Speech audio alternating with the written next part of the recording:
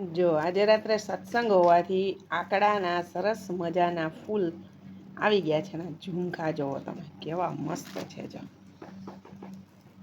એટલે હમણાં આની આપણે માળા બનાવશું.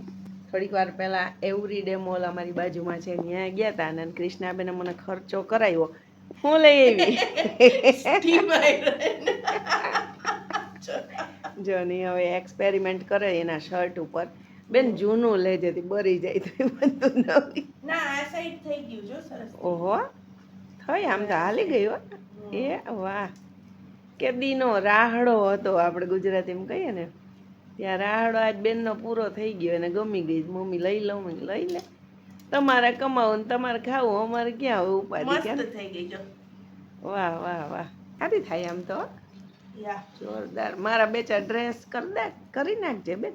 Okay done. ચલો આ હાટું જ લીધી હતી ને. આ હોય તો આમ સારું જ ડ્રેસ ને આમ લટકાડીને જરાક બેક મારી દે ફુવારા થઈ જાય. ભાઈ આધુનિક ટેકનોલોજી છે ને એ ગજબ છે. અમારા જમાનામાં આવું કંઈ હતું નહીં. અમે તો કોલસા નાખીને ગરમ કરેલ છે કપડાને. અથવા પેલા શું થતું ખબર છે? હા પેલા શું થાતું? કપડા એક કે બે જોડી હોય હા અને દિવાળી આવે ને તો અહીંયા નાના બાપુ એમ કે હાલો નવા કપડા લેવા જવા એટલે એકબીજાની મોર દોડ્યા જાય. પછી નવા કપડા હોય ને એ પેલા તો ગોરે અડાડવાના. હા સોમ શુકરની સાડી ને નાર નરીએ ઉગાડી એવું નાનીમાં કહેતા.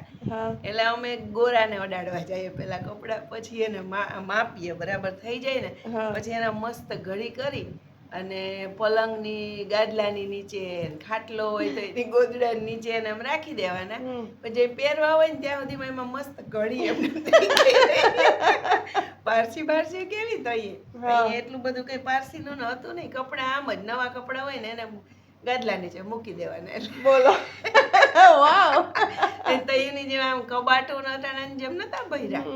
બે ચાર પાંચ જોડી હોય એનાથી વધારે કપડા જ ન હોય કઈ ઉપાધિ આવું હતું. પણ આ જોરદાર છે. અને જો આ મસ્ત માળા થવાની ચાલુ થઈ ગઈ મસ્ત. અને ઢગલો એક ફૂલ જો છે જોરદાર. ગજબ. આવું છે બધું.